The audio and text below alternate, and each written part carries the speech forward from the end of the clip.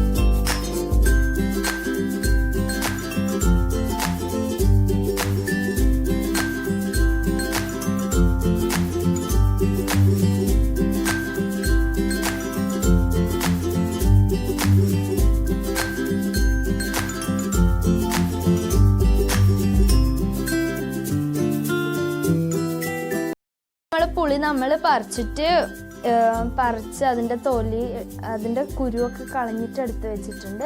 ഇനി ഞാൻ എന്താ ചെയ്യാൻ പോകുന്നത് വെച്ചാൽ ഇത് അച്ചാർ ഉണ്ടാക്കാൻ പോവാണ്. അപ്പോൾ നമുക്ക് നോക്കാം എങ്ങനെ ഉണ്ടാക്കാമെന്ന്. അപ്പം ഞാൻ പുളി നന്നായിട്ട് കഴുകി വൃത്തിയാക്കി വെച്ചിട്ടുണ്ട്. പിന്നെ ഉലുവ എടുത്തിട്ടുണ്ട്. അതുപോലെ തന്നെ വെളുത്തുള്ളി ചെറുതായി മുറിച്ചതാണ്. പിന്നെ വേണ്ടത് പച്ചമുളകാണ്. പച്ചമുളക് ചെറുതായി ഞാൻ മുറിച്ചിട്ടുണ്ട്. ഇഞ്ചിയും ചെറുതായി മുറിച്ചത്. പിന്നെ കുറച്ച് കടുക്, കുറച്ച് വേണ്ടു, ജീരകവും അതുപോലെ കുറച്ച് ഉപ്പും. പിന്നെ വേണ്ടത് കറിവേപ്പിലയാണ്. കറിവേപ്പിലയും ഞാനൊരു 3 കറിവേപ്പില എടുത്തിട്ടുണ്ട്.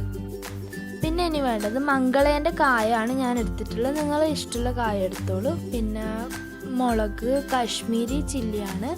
ഇത് നമുക്ക് എന്താ വേണ്ടതെന്ന് വെച്ചാൽ നന്നായിട്ട് കഴുകി വേവിച്ചിട്ട് അരച്ച്. ഞാൻ 100 ഗ്രാം കാശ്മീരി മുളകാണ് എടുത്തിട്ടുള്ളത്. ഇനി വേണ്ടത് കുറച്ച് വെളിച്ചെണ്ണ, അതുപോലെ തന്നെ വിനാഗിരി. അപ്പം നമ്മൾ അച്ചാർ ഉണ്ടാക്കാൻ വേണ്ടിയിട്ട് സ്റ്റൗ അടുപ്പത്ത് പാത്രം വെച്ചിട്ടുണ്ട്. പിന്നെ ഞാൻ പറയാൻ വിട്ടുപോയത് എന്താ വെച്ചാൽ നമ്മളൊരു 20 ഈത്തപ്പഴം എടുത്തിട്ടുണ്ടായിരുന്നു. അത് വീഡിയോ കട്ടായി പോയതാണ്. അപ്പം ഞാൻ പാത്രം വെച്ചു. പിന്നെ നമ്മൾ ഈത്തപ്പഴം ഉണ്ടല്ലോ, അത് കഴുകിയിട്ട് നന്നായിട്ട് കഴുകി അരച്ചതാണ് കേട്ടോ. നമ്മൾ ഇതിലോട്ട് കുറച്ച് വെളിച്ചെണ്ണ ഒഴിച്ചു കൊടുത്തിട്ടുണ്ട്. ഇനി വെളിച്ചെണ്ണ ചൂടാകുമ്പോൾ നമുക്ക് കുറച്ച് കടുക് ഇതിനകത്ത് ഇട്ട് കൊടുക്കാം. അപ്പോൾ ഇത് നന്നായി ചൂടായി വന്നിട്ടുണ്ട്. ഞാൻ 1 സ്പൂണ് കടുക് ഇതിലോട്ടേക്ക് ഇട്ടെടുത്തു. ഞാനിത് 2ാമത്തെ തവണയാണ് ഉണ്ടാക്കുന്നത്. ആദ്യം ഉണ്ടാക്കിയവരും എല്ലാവർക്കും ഇഷ്ടാവൊക്കെ ചെയ്തു. അപ്പം പിന്നെ വീഡിയോ എടുക്കാമെന്ന് വെച്ചു, അങ്ങനെ വീഡിയോ ചെയ്തതാണ്. അപ്പം നമ്മുടെ കടുക് ഇങ്ങനെ പൊട്ടിത്തെറിക്കുന്നുണ്ട് വെളിച്ചെണ്ണയിൽ കിടന്നിട്ട്. നിങ്ങൾക്ക് കണ്ടാൽ തന്നെ മനസ്സിലാവും ഭയങ്കര കലിപ്പിലാണുള്ളത് കടുകെല്ലാം. നമ്മൾ അരിഞ്ഞു വെച്ച വെളുത്തുള്ളി ഇതിനകത്തേക്ക് ഇട്ട് കൊടുത്ത് ഇനി നന്നായിട്ടൊന്ന് ഇളക്കി കൊടുക്കുന്നുണ്ട്. നമ്മളിനി ചെയ്യാൻ പോകുന്നത് എന്താ വെച്ചാൽ നമ്മുടെ നേരത്തെ മുറിച്ച് വെച്ച ഇഞ്ചിയാണ് ഇതിലേക്ക് ഇട്ട് കൊടുക്കുന്നത്. അപ്പം അതും നന്നായിട്ട് ഇളക്കി കൊടുത്തു. നല്ല പൊരിഞ്ഞ് വരുന്നുണ്ട്, നിങ്ങൾക്ക് കാണാൻ പറ്റുന്നില്ലേ. നമ്മൾ പച്ചമുളകും അതുപോലെ തന്നെ ഇട്ട് കൊടുത്തു. പിന്നെ കറിവേപ്പില ഇട്ടു. ഇപ്പം നമ്മൾ നേരത്തെ അരച്ച നമ്മുടെ കാശ്മീരി ചില്ലി അതിൽ ഇട്ട് കൊടുത്തിട്ടുണ്ട് കേട്ടോ. അത് അരക്കുന്ന വീഡിയോ ഞാൻ മിസ്സായി പോയി. അതുപോലെ തന്നെ നമ്മുടെ ഈത്തപ്പഴം അരക്കുന്നത് മിസ്സായി പോയി. നന്നായിട്ട് ഇളക്കി കൊടുത്തു കേട്ടോ. നമ്മളിനി നന്നായി തിളക്കുന്നത് വരെ നമ്മളൊന്ന് വെയിറ്റ് ചെയ്യുക.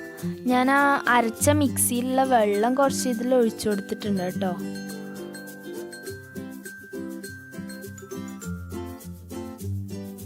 അതിനു മുമ്പ് നിങ്ങൾ എൻ്റെ ഈ ചാനൽ സബ്സ്ക്രൈബ് ചെയ്യാണ്ട കാണുന്നതെങ്കിൽ ഒന്ന് സബ്സ്ക്രൈബ് ചെയ്യുക. പിന്നെ തൊട്ടടുത്തുള്ള ബെല്ലൈക്കൺ പ്രസ് ചെയ്യുക. പിന്നെ മറക്കാതെ നമ്മുടെ അച്ചാറിനുള്ള ഇത് നന്നായിട്ട് തിളക്കുന്നുണ്ട്. പിന്നെ ഞാൻ 20 ഈത്തപ്പഴം അരച്ചു എന്ന് പറഞ്ഞല്ലോ, ആ അരച്ച ഈത്തപ്പഴം ഞാനിപ്പോൾ ഇതിൽ ചേർത്ത് കൊടുക്കുകയാണ്. അപ്പം നന്നായി കഴുകി അരച്ചതാണ്.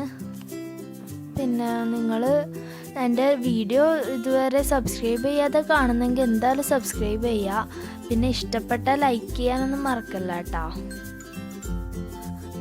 പിന്നെ എൻ്റെ വീഡിയോ കണ്ടിട്ട് നിങ്ങൾ എന്തായാലും നിങ്ങളുടെ കമൻറ്റെല്ലാം രേഖപ്പെടുത്താൻ മറക്കാൻ പാടില്ല.